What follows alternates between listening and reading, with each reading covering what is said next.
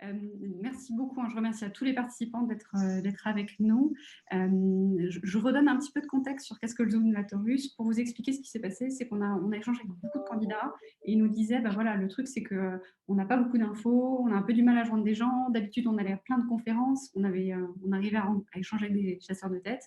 Et maintenant qu'il n'y a plus de conférences avec les webinars, en fait, vous venez, on vous donne des infos, puis vous repartez, et en fait, au final, vous n'arrivez pas trop à parler avec nous. Donc, du coup, bah, cette idée est venue de se dire, bah, très bien, nous, on va le faire dans l'autre sens. On va vous donner quelques infos, on va vous parler d'un thème, et puis après, à vous de poser vos questions très librement. Et si on peut vous aider, on le fait avec grand plaisir. Aujourd'hui, la petite particularité, c'est que on va échanger avec une personne que j'aime beaucoup qui s'appelle Claude Mulsan. Claude est coach au sein de la société Oasis. Je laisserai se présenter juste après. Je voudrais juste faire une petite précision en termes d'horaire. Aujourd'hui, le Zoom a été mis à 13 heures. Habituellement, on le mettait de 12 heures à 13 heures. Donc, c'est une petite précision technique.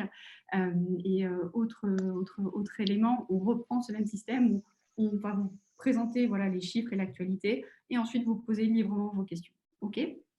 Alors, si on revient un tout petit peu sur une présentation quand même, que vous compreniez, hop, normalement vous avez tous bien notre écran. Je me présente en quelques mots pour ceux qui ne nous connaissent pas. Donc moi, je m'appelle Marion Brook. À la base, je suis avocate et je suis devenue chasseur de tête il y a une dizaine d'années, avec une spécificité, c'est quand je suis arrivée sur le marché du recrutement, je suis partie sur ce qu'on appelle le management de transition, qui était l'idée de prendre des personnes cadres, seniors, qui peuvent avoir des difficultés pour retrouver un emploi et leur permettre de retrouver non pas un CDI, mais plutôt des postes à durée déterminée. Ça a été plutôt un marché porteur, ça s'est développé. Aujourd'hui, le marché du management de transition est en fort développement, notamment sur les fonctions juridiques. Et en 2017, j'ai créé un cabinet qui s'appelle Atorus Executive. On a une spécificité chez Atorus, c'est qu'on fait tous les recrutements en urgence sur les fonctions juridiques, RH, fiscale, compliance et contract management. Donc, en fait, toutes les fonctions juridiques. Et également, l'approche qu'on a chez nous, c'est qu'on travaille sur les besoins d'un client. C'est-à-dire que vous avez un problème dans votre équipe, que ce soit en CDD, en CDI, en intérim, en management de transition, si on sait, on étudiera avec vous si on sait faire, et si on sait faire, on le fera avec plaisir. Voilà notre cabinet. On a aussi une spécificité par rapport au métier du recruteur, c'est que nous, on essaie de faire un maximum attention à nos candidats. On est dans le candidat de care et c'est pour ça qu'on s'implique dans plusieurs associations. Le Cercle Montesquieu, qui est représenté aujourd'hui notamment par Brigitte Desavé, et aussi la FJE et la FE. Un point sur lequel je peux dire aussi, c'est qu'on est aussi impliqué de manière globale sur les actions de recrutement et aussi, par exemple, on s'implique sur le recrutement des handicapés, des fonctions juridiques, en soutenant une association qui s'appelle Droit comme Âge. Je faisais une petite parenthèse là-dessus. Voilà, donc ça, c'est notre fonctionnement de recruteur. Et la particularité qu'on a, c'est qu'on appelle beaucoup de directeurs juridiques, beaucoup de DRH, beaucoup de DG, beaucoup de journalistes également, qui vont nous donner un ordre d'idée du marché ou comment se situe l'année 2020. Et une des personnes avec qui j'ai beaucoup échangé sur le marché, on l'avait fait pendant le confinement 1 et on l'a refait pendant le confinement 2, c'est Claude Mulsan. Claude, je te laisse te présenter. À toi. Bonjour à tous, je suis ravie de vous retrouver aujourd'hui, parce que je connais quelques têtes. Merci beaucoup Marie d'avoir accepté qu'on fasse cette conférence ensemble, c'est vraiment très intéressant. C'est la deuxième fois qu'on travaille ensemble, Marie et moi, effectivement, et avec toujours beaucoup de plaisir, en croisant nos regards, elle sur le marché du recrutement qu'elle connaît parfaitement, et moi sur l'outplacement, le coaching, qui sont des marchés complémentaires. Donc, alors en 2 mots pour me situer, pour ceux qui ne me connaissent pas, j'ai un parcours en 3 temps. J'ai à peu près une grosse douzaine d'années dans le droit, avocat et secrétaire général dans une grosse PME. Après, j'ai passé une quinzaine d'années dans les RH, en mobilité internationale dans un groupe du CAC 40. Et puis, dans le développement et la direction d'une fédération professionnelle des ressources humaines à l'international qui s'appelle le Cercle Magellan et qui regroupe donc tous les métiers de ressources humaines à l'international. Puis, il y a à peu près maintenant une certain nombre d'années, donc en 2013, j'ai décidé de réorienter ma carrière. Il y avait quand même des passerelles très fortes vers les métiers de l'accompagnement. Et je me suis intéressée donc évidemment au coaching. Je me suis formée au coaching, je me suis formée à l'outplacement. Et j'ai eu la chance de rejoindre le cabinet Oasis Consultant, qui est un cabinet donc, qui a plusieurs métiers. Mais pour ce qui vous concerne, il y a des métiers autour de l'outplacement, le bilan, le coaching pour les personnes qui sont en poste et qui ont envie de progresser, et puis l'évaluation. On a d'autres métiers encore. Et donc, c'est au sein de cette équipe que je travaille depuis 2015. Et on m'a demandé de créer une pratique juridique et fiscale, ce que j'ai fait.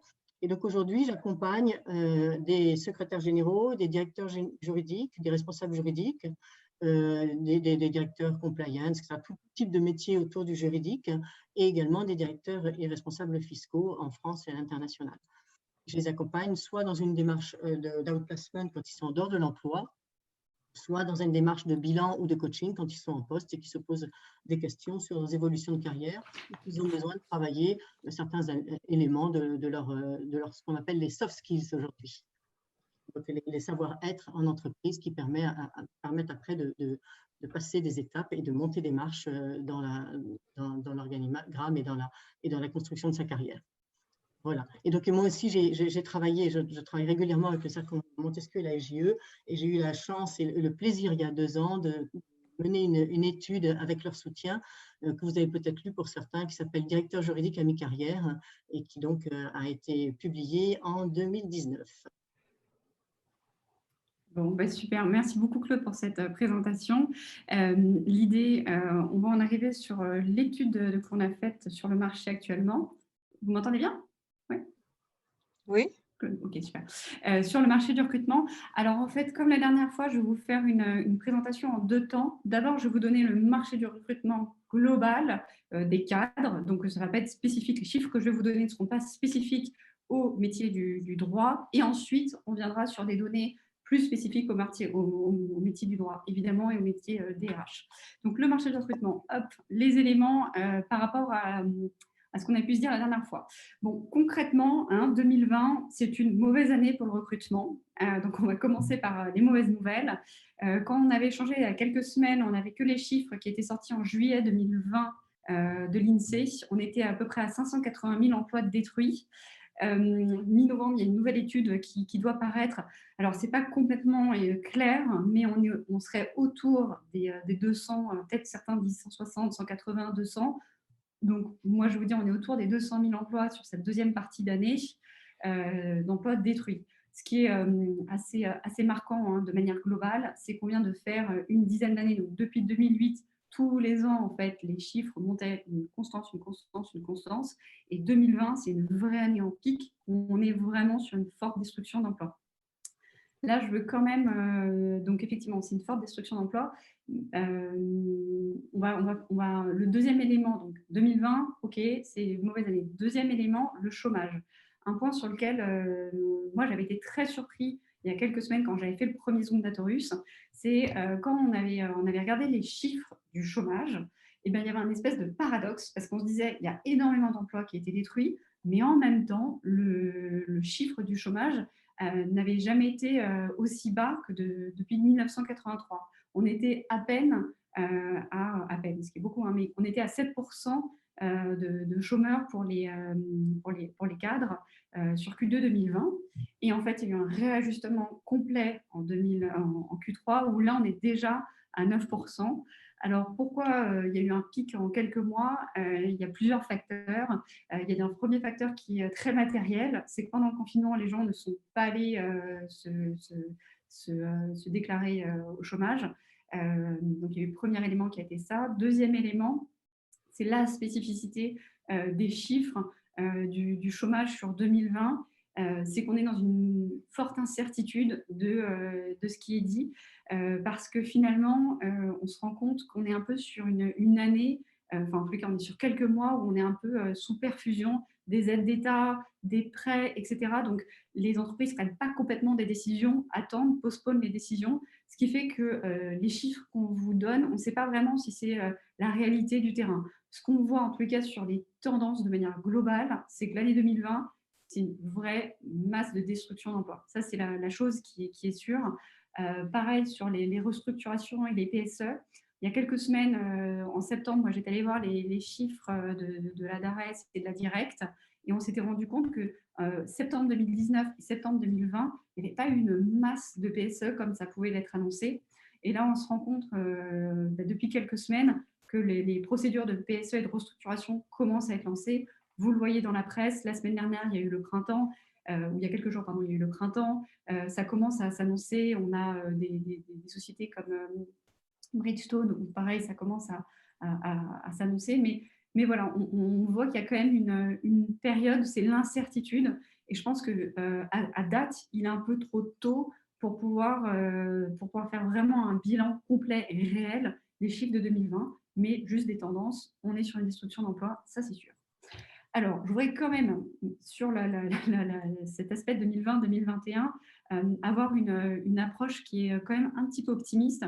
Dans tout ce que j'ai pu lire, et je lis pas mal de choses pour vous, il y a deux éléments qui étaient assez intéressants. C'est deux articles qui sont parus. Donc, il y en a un qui était paru sur Forbes et l'autre qui était sur le site de la Banque de France. Le point de vue de Goldman Sachs sur leur perspective.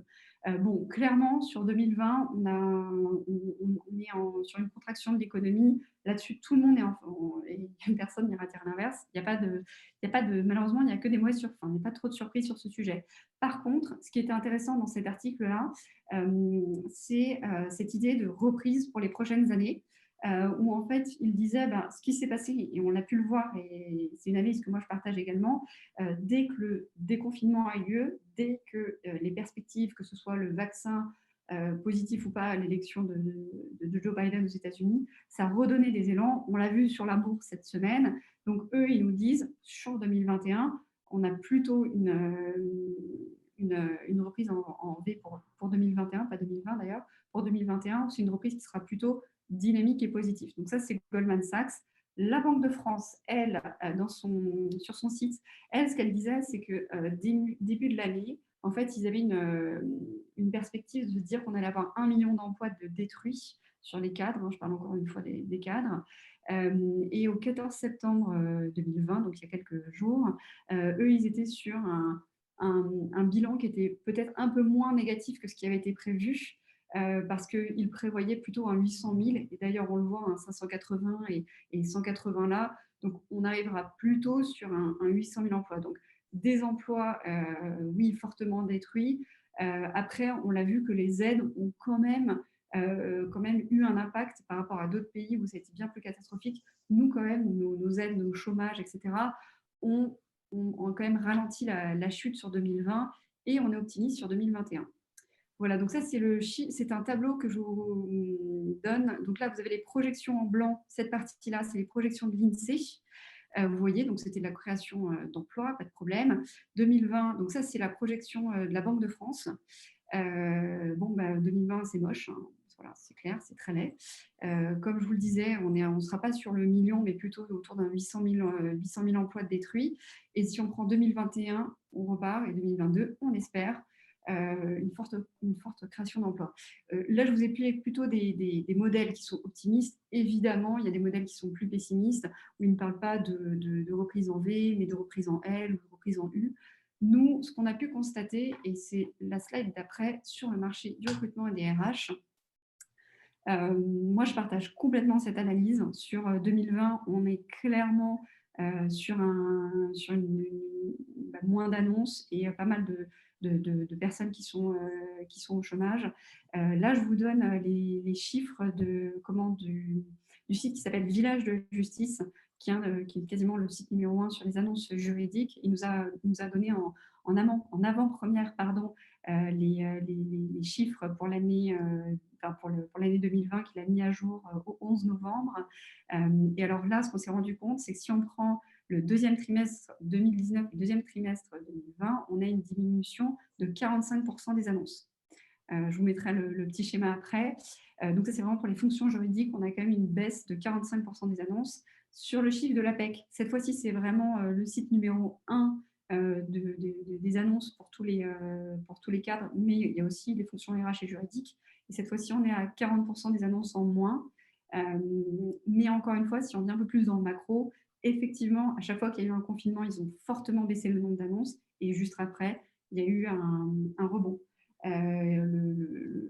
Le directeur général de l'APEC disait, pour vous donner un exemple, juste avant le confinement, on était à 90 000 annonces sur l'APEC. Au mois d'avril, on est passé à 50 000 et au mois de juin, on est reparti à 70 000. Donc, on a pu se rendre compte qu'il y avait un fort impact du déconfinement, en tout cas sur les annonces d'emploi. Donc, la conclusion qu'on peut vous donner aussi sur les fonctions juridiques par rapport aux autres années 2017 qui étaient en progression, 2018 forte progression, 2019 également progression, 2020, c'est la première fois, en tout cas depuis de nombreuses années, en tout cas moi ça fait 10 ans que je fais ce métier-là, c'est la première fois qu'on a une année aussi contractée sur la création d'emplois. En ce qui concerne l'activité d'Atorius exécutive, je pense que c'est aussi un sujet, les gens me demandent ah, mais comment ça se passe? Est-ce que vous avez encore des annonces? Comment ça se passe? Nous, en fait, on a une activité qui est vraiment en stop and go. Habituellement, on a un cabinet où on rentre beaucoup de postes et on est assez dynamique.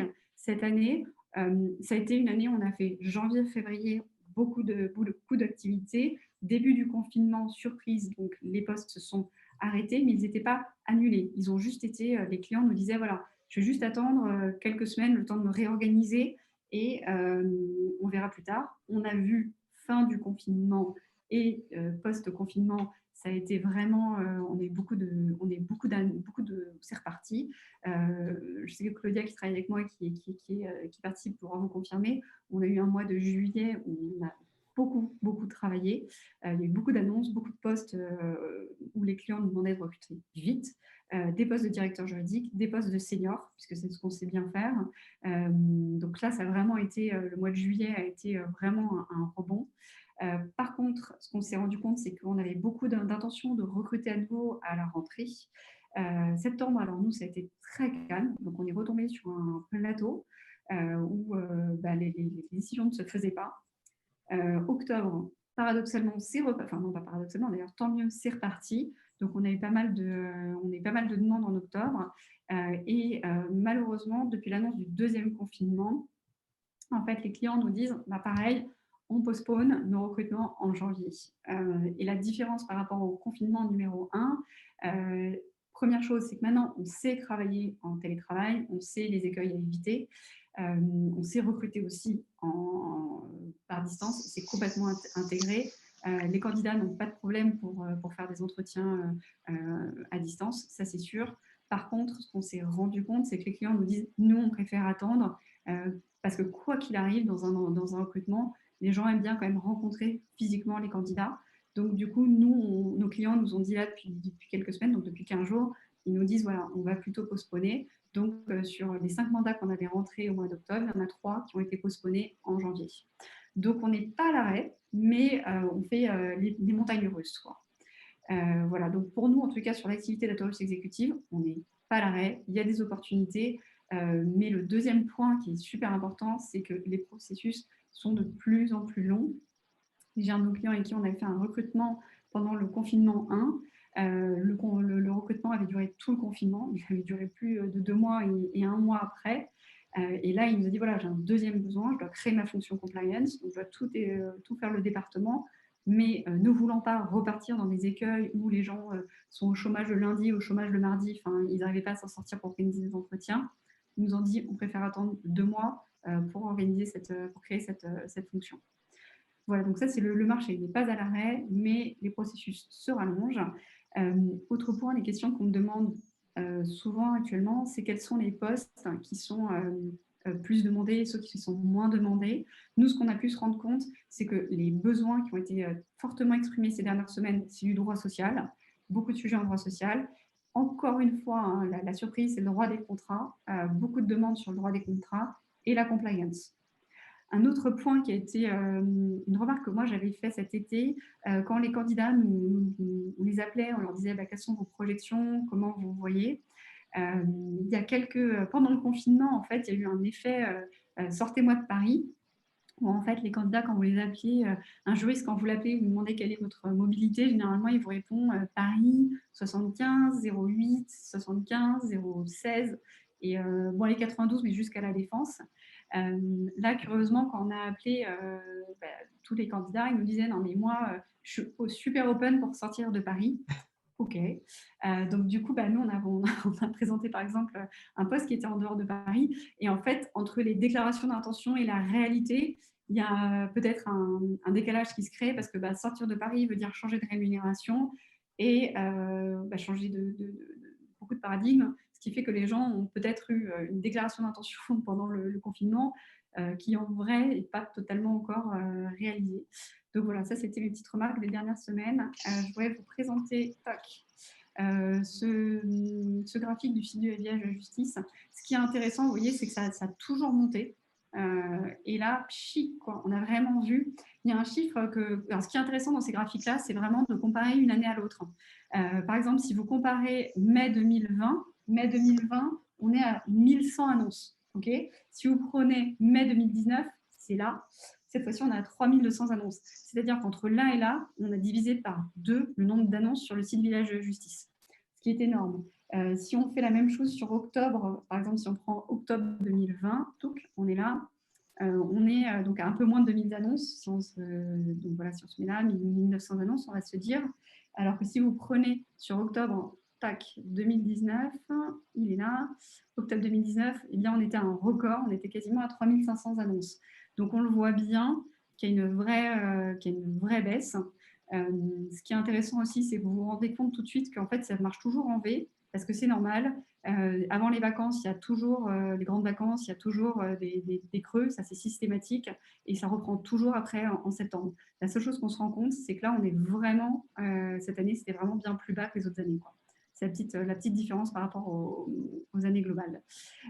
Voilà. Et un dernier point qui est important aussi sur le marché du recrutement juridique, notamment sur les fonctions de direction juridique, elles ne sont pas à l'arrêt, mais il y a vraiment une importance qu'on a vu apparaître avec le marché caché.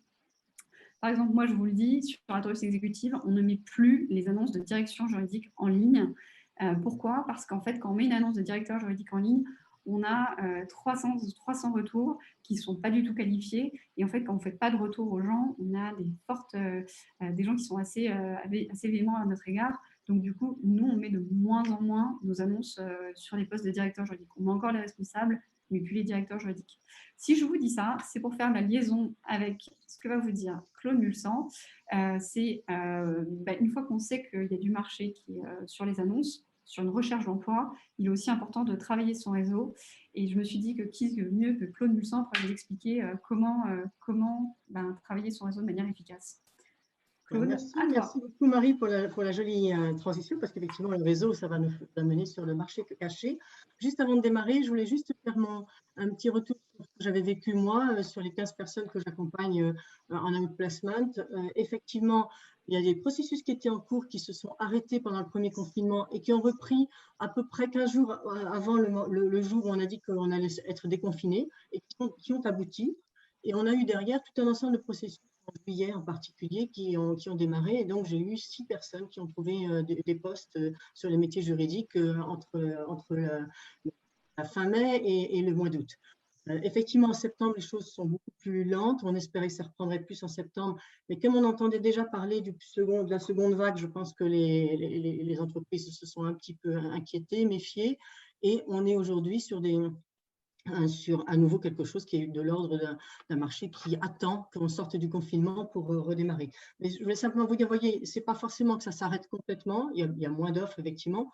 On est plutôt sur des fonctions qu'on ne peut pas remplacer que sur des créations de postes, sur des projets nouveaux que les entreprises pourraient avoir, où elles se disent, bah, tiens, je vais recruter quelqu'un pour mener ce projet. Ça, effectivement, ce genre de missions-là sont un peu inexistantes en ce moment. Mais il y a toujours des besoins de recrutement, de quelqu'un qui part en retraite, de quelqu'un qui est absent, de congé maternité. Il y a plein de raisons aussi de recruter.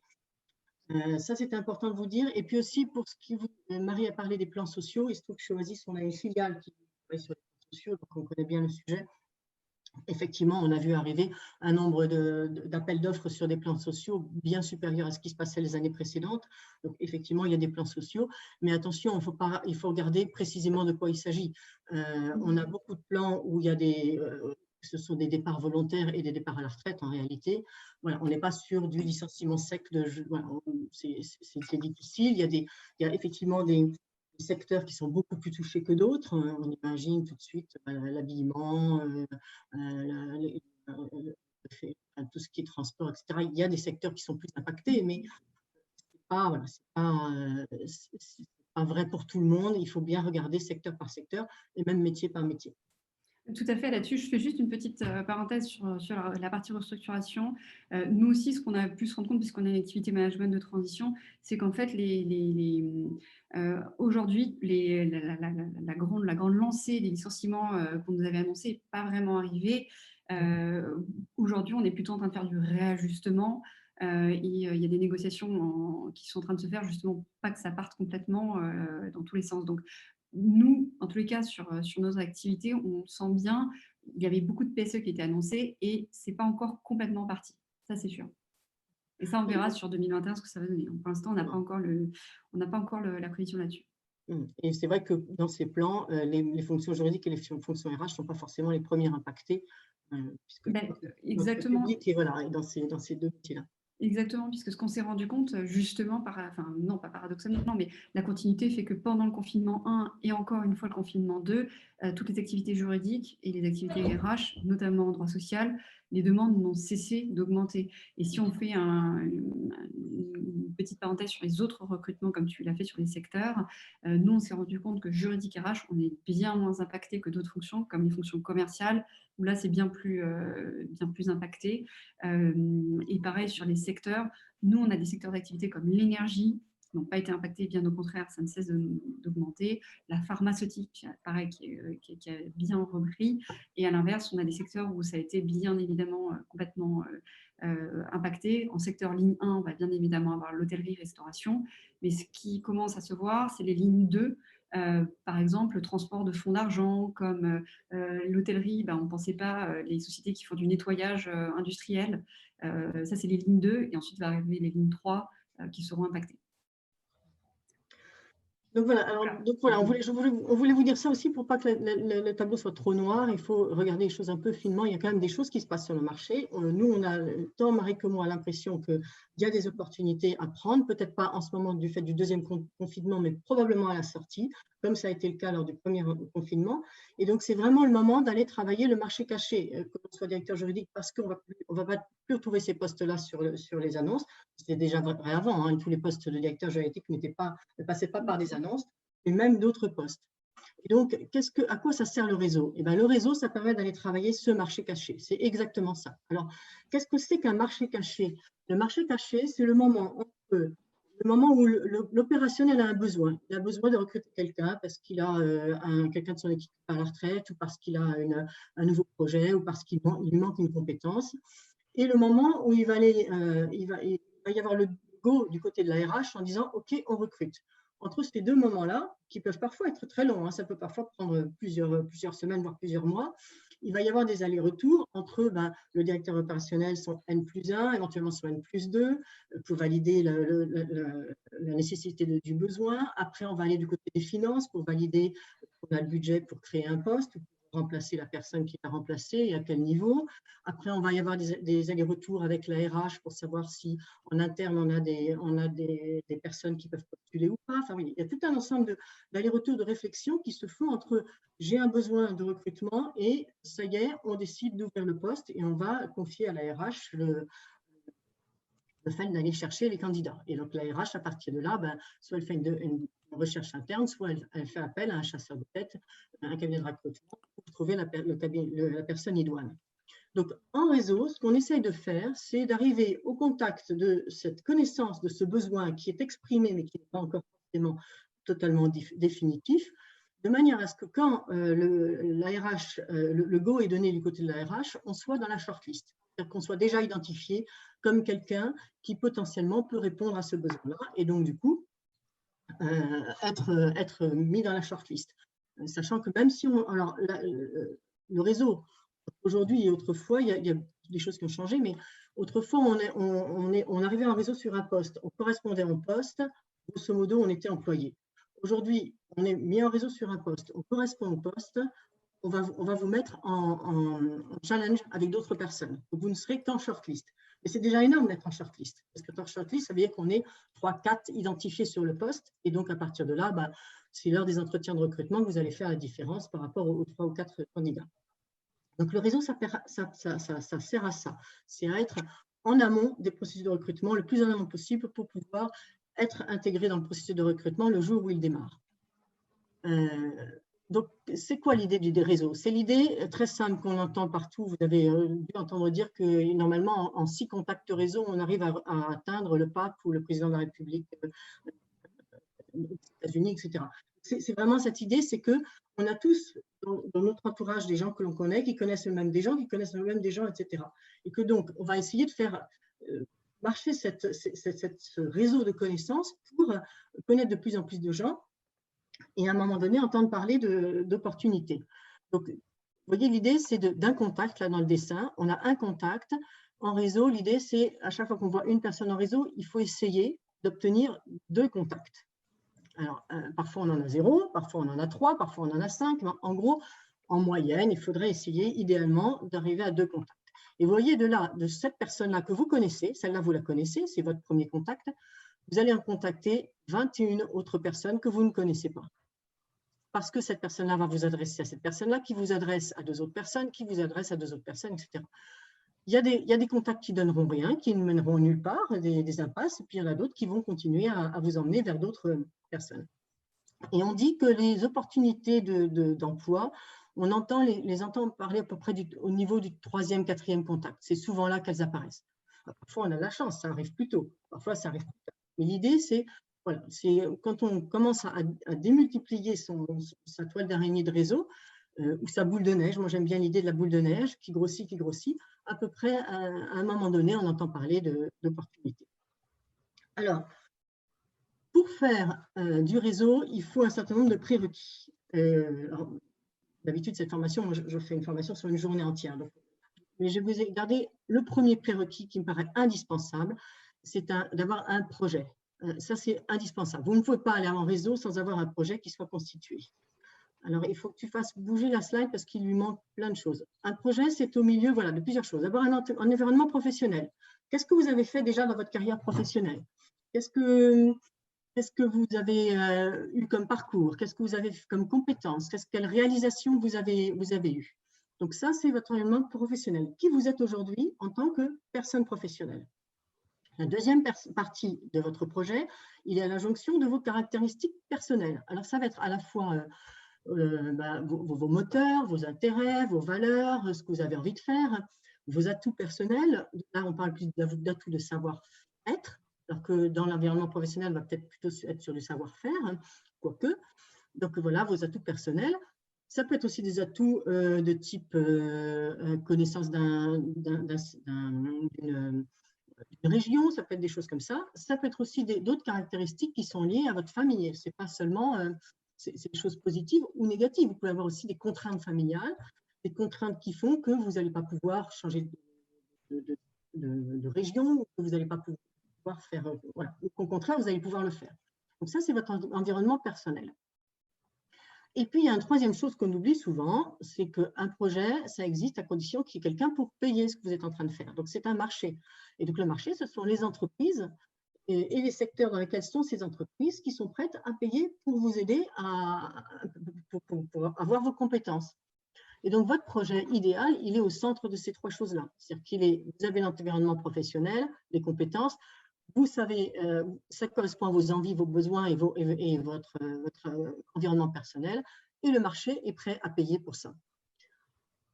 Dans votre démarche réseau, si vous vous limitez à environnement professionnel et environnement personnel, mais que vous oubliez le marché, vous pouvez trouver des choses très intéressantes à faire, sauf que le marché ne vous paye pas, donc vous le faites à titre bénévole. Donc c'est ça qu'il faut toujours s'assurer, c'est que est-ce que le marché est prêt à payer pour la compétence que je suis en train de porter dans mon projet. Vous pouvez également trouver du poste assez facilement quand vous êtes dans la phase entre l'environnement professionnel et l'environnement marché. Là, effectivement, vous êtes un peu loin de vos moteurs personnels, mais vous pouvez trouver du travail. Ce que vous risquez de vivre, c'est de l'ennui, de la frustration. Ça peut avoir de l'intérêt d'être dans cette case-là dans plusieurs temps. D'abord, en période de crise, quand on a vraiment besoin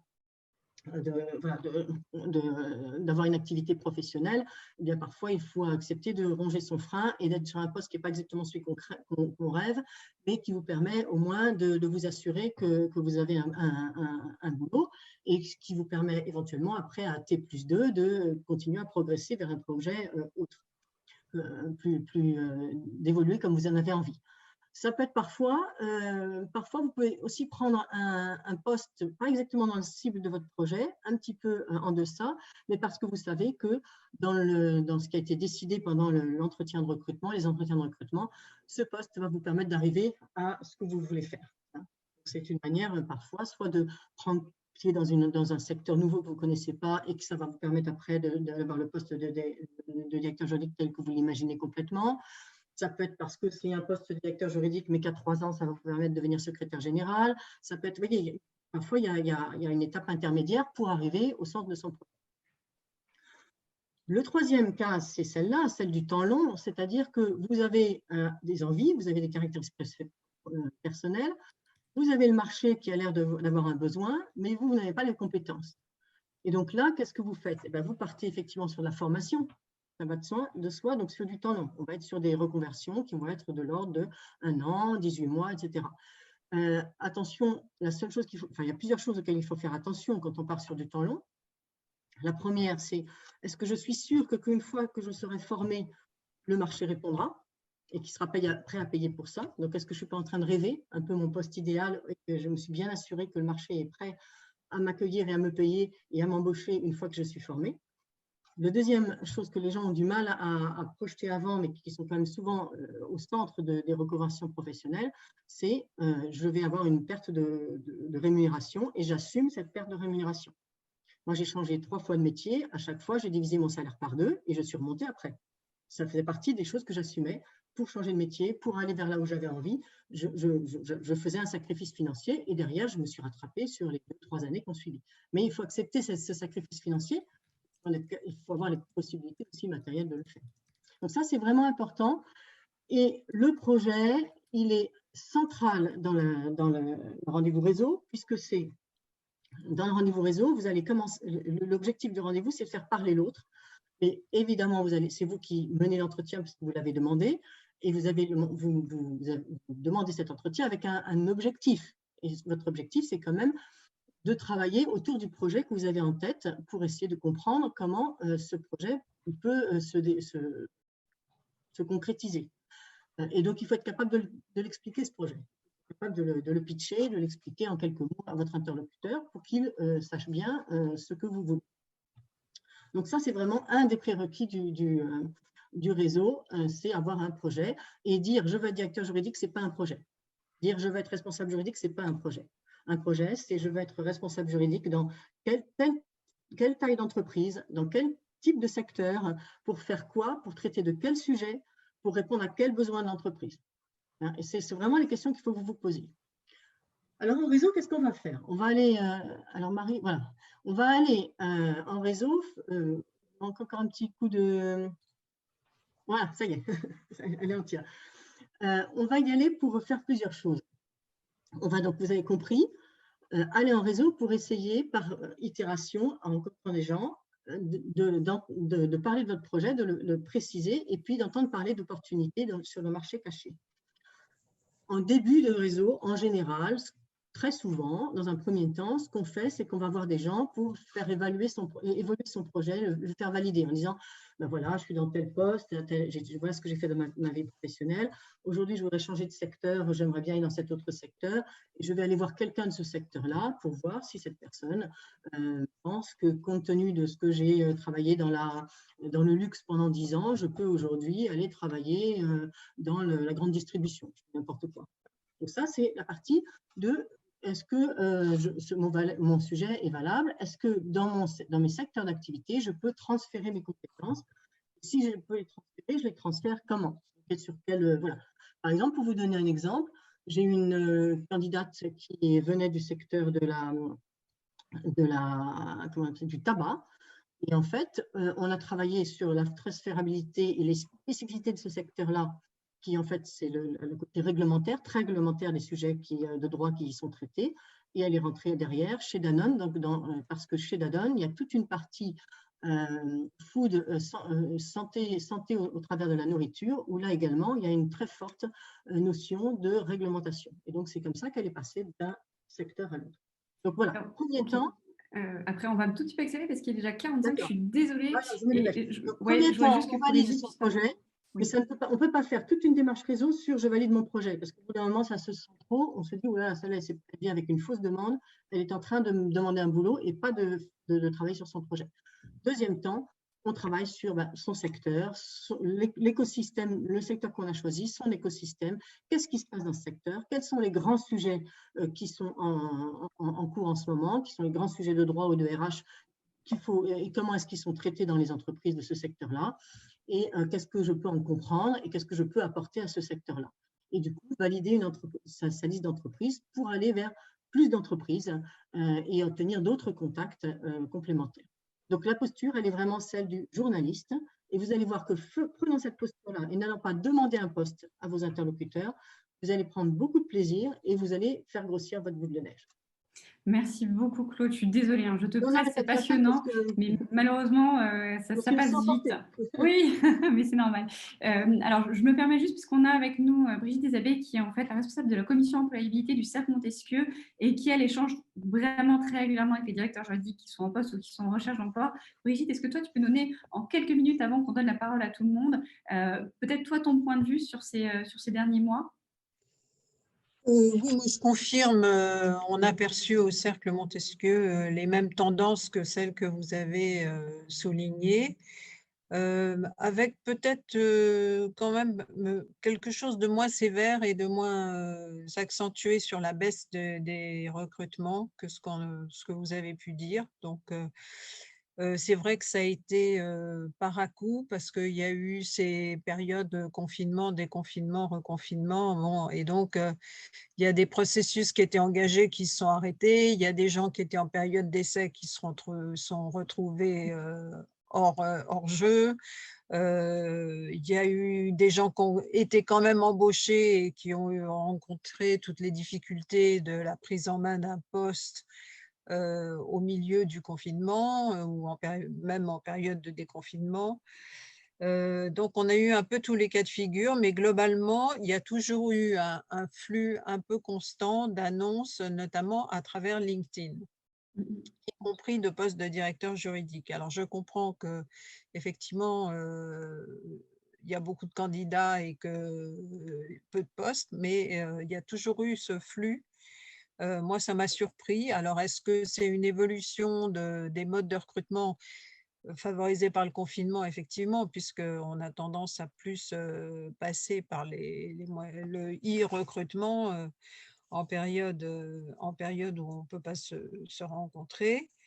On a vu aussi l'émergence de nouveaux secteurs, alors beaucoup de demandes en social. Moi, ce qui m'a étonnée, c'est que j'ai vu passer pas mal de demandes en droit public et en Oui. immobilier. Alors ça, c'était relativement nouveau. Est-ce que c'était des secteurs qui avant n'utilisaient pas les médias électroniques pour recruter? C'est peut-être l'explication.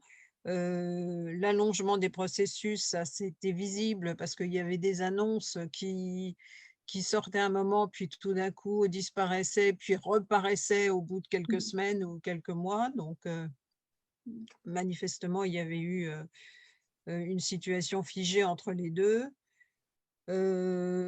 Et je pense qu'il y a eu aussi peut-être un phénomène de frilosité des gens en poste pour répondre à quoi que ce soit, parce que malheureusement, certains ont fait l'amère expérience de changer en période de confinement et se sont retrouvés soit avec des périodes d'essai rallongées ad vitam aeternam, soit carrément exclus parce que le poste était supprimé. Donc, la frilosité est constatée, mais elle est légitime parce qu'il y a quand même des risques à changer, sauf si vraiment on est très mal en cette période.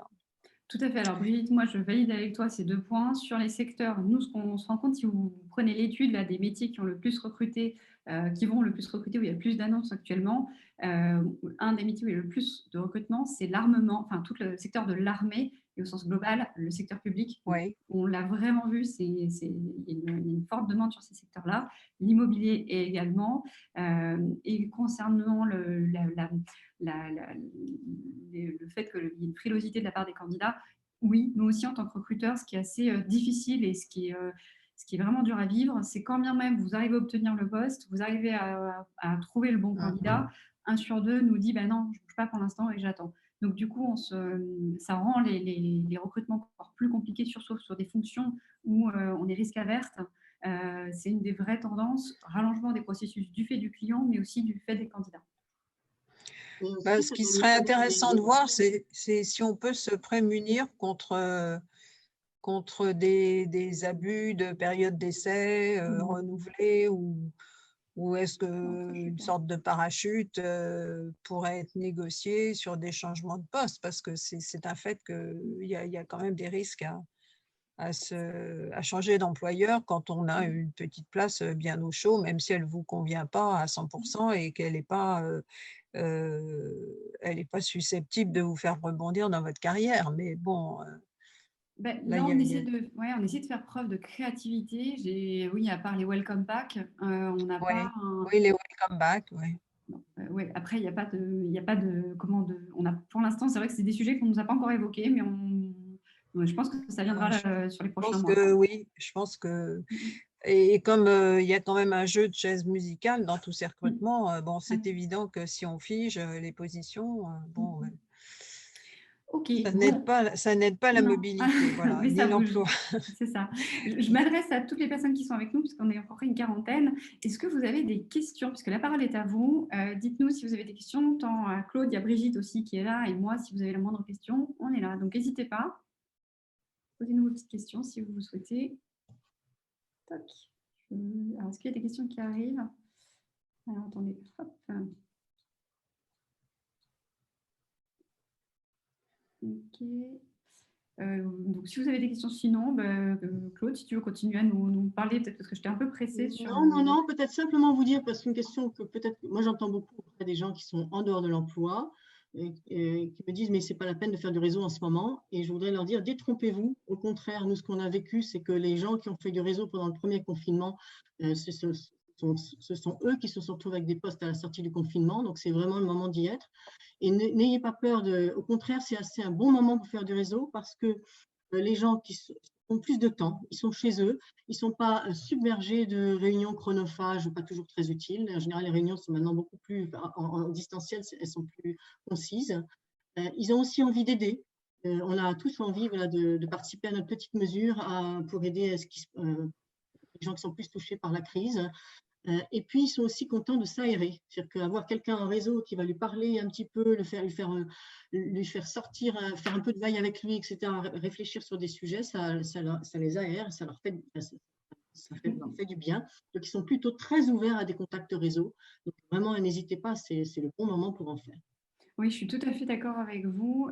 Alors, j'ai quand même une question. Est-ce que les professions juridiques sont-elles soumises au couperet des 50-55 ans également?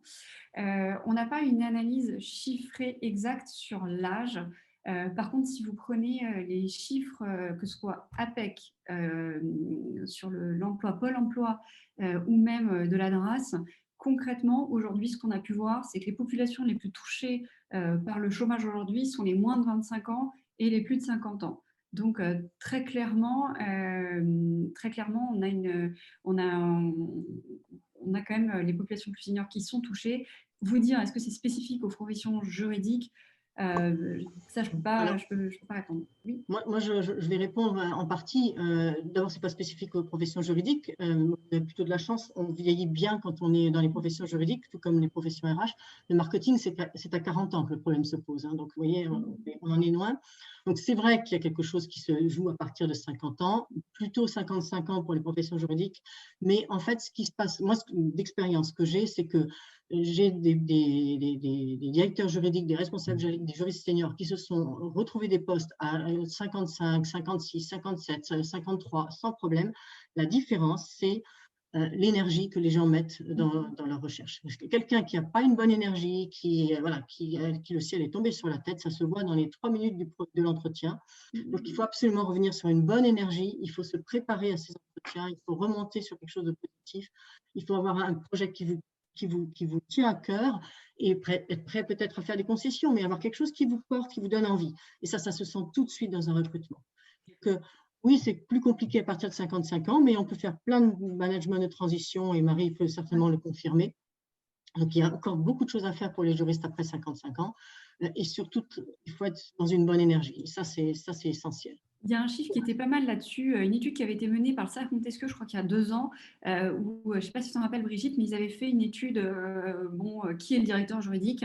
Et la moyenne d'âge du directeur juridique en France, c'est 52 ans. Alors, je vois qu'il y a une question également sur la partie sur les fiscalistes de la part de Muriel. Bonjour Muriel. Alors, sur les fiscalistes, c'est exactement la même chose. On est sur des métiers d'expertise. Donc, finalement, les juristes ou les directeurs juridiques ou les directeurs fiscaux, quand ils prennent de l'expérience, prennent des postes de plus en plus grands. Donc, c'est vrai que par rapport à d'autres fonctions, notamment sur les fonctions IT, on est peut-être un peu moins touché, mais je n'ai pas de chiffre exact pour vous le confirmer. Alors, il y a d'autres questions. La compliance d'actualité, cette activité est-elle fréquemment rattachée au poste de directeur juridique ou est-ce un poste distinct? Il n'y a pas de règle, puisque de toute façon, aujourd'hui, rien ne fixe concrètement le statut de la compliance. Maintenant, ce que je peux vous dire d'expérience, c'est que la plupart des entreprises rattachent le poste de compliance à la fonction de directeur juridique. À titre personnel, nous, on conseille toujours à nos clients de rattacher le poste de la compliance directement à la direction générale pour avoir une indépendance et pour être vraiment bien autonome, notamment quand il s'agit de faire un audit, de pouvoir avoir de l'autonomie par rapport aux directions juridiques. Alors, attendez, il y a eu d'autres questions qui sont passées entre-temps. Est-ce qu'il y a des missions de management de transition dans un contexte de frilosité, réticence à créer des postes en CDI? Alors là, je suis désolée, Claude, c'est encore pour moi. Mais sur la question des missions management de transition, nous, on s'était dit, à partir de septembre, ça va être le lâcher des missions de management de transition. Et quand vous échangez, il y a quelques mois avec France Transition, nous, on se disait, par rapport au CDI, où il y avait une vraie recul des postes en CDI, nous, sur la transition, sur le premier confinement, on avait été beaucoup moins marqués. Donc, on se disait qu'on était vraiment en position de réattaquer pour la rentrée. Ce qui s'est passé, c'est que de manière globale, les clients ont un peu postponé les recrutements parce que même en transition, il faut intégrer la personne. Donc, on n'est pas à l'arrêt, encore une fois, on a des missions de transition parce que quand le client n'a pas le choix, il fera appel, mais ce sera plutôt dans un cas de remplacement ou vraiment de gestion de crise spécifique, positive ou négative, mais quand même, ils préfèrent attendre quelques mois. Alors, ah oui, tiens, il y a une question pour toi, Claude. Bonjour, où trouver directeur juridique à mi-carrière? Cette présentation sera-t-elle disponible quelque part? Alors, vous la trouvez sur le site du Cercle Montesquieu, sur celui de la FJE et sur le site d'Oasis Consultant. Donc, vous voyez, c'est assez facile. Et je ne sais pas si Marie, tu fais après un Oui, petit retour au présent, si tu veux, je te donnerai le lien pour qu'elle tombe sur bah, l'annonce. oui, alors ce qu'on fera, c'est que, tac, tac, tac, parce que j'ai les participants, on pourra vous envoyer, si vous nous donnez juste votre email dans la barre, on vous enverra la présentation. Si vous n'hésitez pas. Alors, il y avait une question, je suis désolée, je remonte un tout petit peu. Que souhaitez-vous entendre de la part d'un candidat qui vous contacte dans une démarche réseau? Et ça rejoint une autre question de Céline Guillot. Quel recours pour obtenir 2-3 contacts et des mises en relation? Moi, je vais faire ma réponse de recruteur et je te laisserai faire la tienne. Nous, en fait, ce qui est important finalement, quand vous créez un lien avec un chasseur de tête, c'est peut-être pas forcément quand vous êtes au chômage. Paradoxalement, les créations de liens avec les chasseurs de tête sont les plus efficaces. C'est quand ça se fait sur du long terme. Donc, comment contacter une personne si vous ne la connaissez pas? Vous pouvez la suivre sur LinkedIn, sur les réseaux si elle est active, comme nous, par exemple. Vous pouvez ne pas hésiter, voilà, faire une démarche très transparente en envoyant un mail et nous suivre de temps en temps, nous donner des nouvelles, nous faire aussi part de vos difficultés.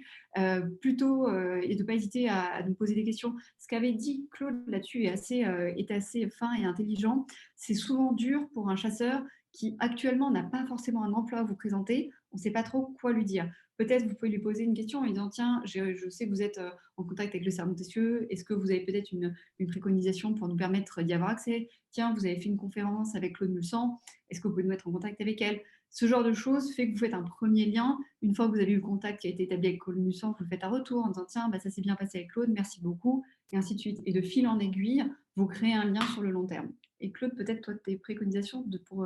Je vais rebondir sur ce que tu as dit. La première préconisation pour obtenir des contacts réseau, c'est de remercier ceux qui vous ont mis en contact réseau. Je suis sidérée par le nombre de gens qui ne pensent pas à remercier et tenir informés les gens qui ont eu la gentillesse de recevoir en réseau à un moment donné. Donc ça, c'est vraiment, voilà, ça fait partie de la base. Il faut absolument tenir informés les gens que vous avez rencontrés et les remercier et leur dire ce que vous êtes devenus. Ça, c'est indispensable. Après, la grande recours en réseau, c'est on ne va jamais en réseau pour demander un poste. C'est-à-dire que moi, je suis en dehors de l'emploi, je ne vais pas vous voir, vous, Céline, pour vous dire, Céline, est-ce que vous avez un poste pour moi? Alors là, vous êtes sûr que Céline, vous partez, vous allez être très embarrassé parce que vous n'avez évidemment pas de poste. C'est tout à fait une demande impossible que je vous demande. Et donc, du coup, Céline, vous allez vous dire, bah, si Claude me demande ça, je ne vais pas aller embêter mon propre réseau à envoyer Claude vers quelqu'un d'autre à qui elle va faire la même demande, qui est une demande embarrassante. Donc, on ne demande jamais un poste en réseau. Bien sûr, on ne cache pas qu'on cherche du boulot. Hein. D'ailleurs, quand on pitch au début, on dit, ben voilà, je suis en transition professionnelle et voilà mon projet. Et je viens vous voir parce que je sais que vous êtes expert et de quelque chose qui vous intéresse, je ne sais pas, de la compliance dans le secteur de l'immobilier, je dis n'importe quoi. Et donc, je voudrais savoir, voilà, et vous avez un certain nombre de questions à poser à la personne. Et du coup, vous engagez une conversation avec cette personne-là et vous la faites parler. Mais à aucun moment, vous lui dites donnez-moi du boulot. Par contre, faites-lui confiance. Si vous l'avez convaincu, si vous avez dit des choses intéressantes, si la conversation a été de bon niveau, vous avez fait un bon niveau de benchmark et de veille avec elle, si la personne a une idée d'un poste pour vous, d'une boîte qui pourrait recruter, etc., elle va vous le dire spontanément. Spontanément, elle vous dit, mais by the way, vous savez, vous devriez aller contacter de ma part telle personne, vous devriez vous intéresser à telle entreprise, je ne connais pas le DRH, mais je connais telle personne qui est dedans et qui pourrait peut-être vous en dire plus, etc. Alors, je vais venir sur une dernière question, sur la question des rémunérations. Qu'est-ce qu'on observe sur la rémunération? Est-ce qu'il y a eu des baisses actuellement? Ce que je peux vous dire, c'est que les postes que les gens recrutent actuellement, c'est qu'ils n'ont pas le choix. Et en fait, ils sont dans des situations où ils n'ont pas le choix. S'ils ne recrutent pas, ils vont avoir une vraie problématique dans leur boîte. Donc, ils prennent au marché. Je pense que la baisse des rémunérations sera plus l'année prochaine, où il y aura plus de monde sur le marché et du coup, là, la question de la rémunération sera peut-être en jeu. Là, moi, les clients qui font appel à moi, c'est qu'ils sont… il n'y a pas d'autre option. Donc, comme on a à chaque fois des besoins sur des postes qui sont très spécifiques, une personne qui va aller dans une région spécifique ou qui va parler une langue spécifique ou alors vraiment des compétences très particulières, du coup, on n'est pas dans une capacité de forte négociation en tant que futur employeur. Donc, pour l'instant, non, mais je pense qu'on s'en sentira forcément l'année prochaine. Voilà. Alors, je ne sais pas si vous avez d'autres questions. Sinon, on est arrivé à 14h et j'avais fait la promesse de vous libérer à 14h. Il y a une dernière question, Muriel Atala. Les entreprises ont-elles un besoin d'engagement long terme de leurs candidats, sachant que les sociétés ont une vision assez court terme? Est-ce que Claude, tu veux répondre à ça? Elle le demande toujours. Elle le demande toujours, l'engagement long terme. Alors, pour autant, qu'est-ce que c'est qu'un engagement long terme? Aujourd'hui, une entreprise, effectivement, elle ne se projette pas sur plus de 2-3 ans, voilà, plus, mais elles ne veulent pas des gens qui viendraient en touriste. Donc, si c'est un recrutement CDI, elles vont vous demander effectivement d'avoir une envie de rester sur le poste sur un certain temps, ou en tout cas dans l'entreprise sur un certain temps.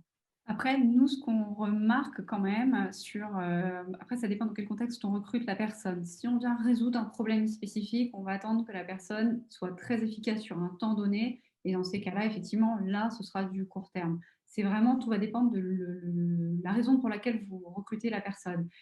Effectivement, si on se positionne sur un CDI, c'est le marché qui connaît beaucoup mieux Claude, là, dans ces cas-là, on se positionne sur du long terme. Alors, pour répondre juste à la dernière question, constatez-vous une dépréciation des postes de directrice d'une expérience de 8 ans versus 15 ans? Alors, je ne sais pas ce que tu en penses, Marie, mais pour nous, il est plus difficile de repositionner quelqu'un qui a au-delà de 12 ans d'expérience, 15, 20 ans dans la même entreprise, que quelqu'un qui a 50 ans passé. C'est-à-dire que l'ancienneté dans la même entreprise, même quand on a fait plusieurs postes, est plus compliquée quand on a besoin de repositionner quelqu'un qui est sorti que l'âge. Donc, effectivement, il faut à un moment donné dans sa carrière s'exposer à aller dans plusieurs entreprises. Voilà. Alors, il ne s'agit pas de changer tous les 2 ans, hein, on est bien là, mais tous les 5, 7 ans, se poser la question de quelle est la suite de mon parcours professionnel dans cette entreprise. Est-ce que ça a du sens et que je poursuis dans cette entreprise? Qu'est-ce que ça va m'apporter? Et est-ce que je ne me mets pas en fragilité par rapport au marché en restant encore 5 ou 7 ans dans cette boîte? C'est vrai que sur les postes, on l'a vu, hein, ce qui était paradoxal il y a 10 ans, 15 ans, quand vous passiez toute votre vie dans une même boîte, c'était très rassurant. Aujourd'hui, ça peut faire peur. Après, sur la question de Sandy, d'ailleurs, bonjour Sandy, est-ce qu'il y a une dépréciation des postes de directeur, expérience 8 ans versus 15 ans? Ouais, Oui, oui, oui, malheureusement, oui, hein, on voit qu'il y a quand même une espèce de phénomène de plateau et une dépréciation. Ça monte énormément, effectivement, les 10 premières années d'un directeur juridique, et à un moment, il y a un phénomène de plateau. Donc oui, oui, malheureusement, oui. oui, mais ce n'est Voilà. pas forcément lié à la période. Non, ce n'est pas lié à la période. Brigitte, tu as tout à fait Parce raison. que, oui, parce que c'est un phénomène qu'on constate déjà depuis plusieurs années avec la création de postes plus petits de directeurs juridiques, voire de responsables juridiques qui sont rattachés à une business unit, à une filiale. Donc, on a beaucoup scindé la fonction, décentralisé la fonction. Donc, c'est vrai qu'il y a pas mal de postes qui, même s'ils ont le titre directeur juridique, ont un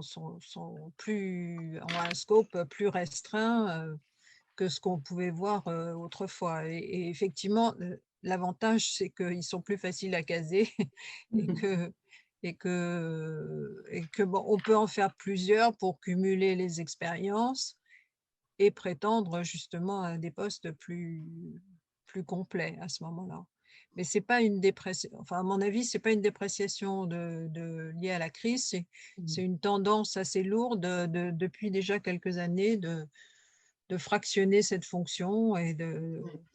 Et c'est pas que pour les juristes, on a le même phénomène pour les RH, Oui, pour plein d'autres métiers. ouais. Alors, il est venu le temps de la conclusion. La première chose, je voudrais encore vous remercier, vraiment merci Claude et Brigitte pour vos interventions qui ont été très éclairantes. Donc, ce Zoom sera enregistré et nous allons le repartager sur LinkedIn pour ceux qui veulent l'entendre en totalité. Nous allons continuer cette démarche parce qu'elle a plutôt un grand succès. Ce qu'on vous demande, n'hésitez pas à nous envoyer de vos idées si vous voulez pour le prochain Zoom, qu'on perfectionne certaines choses. C'est quelque chose de très ouvert. Et donc, n'hésitez pas à nous poser toutes les questions que vous souhaitez. Je pense qu'autant Claude, Brigitte que moi, on sera ravis d'échanger avec vous. Voilà. Merci pour tout et puis à très bientôt. Au revoir. Merci, au revoir.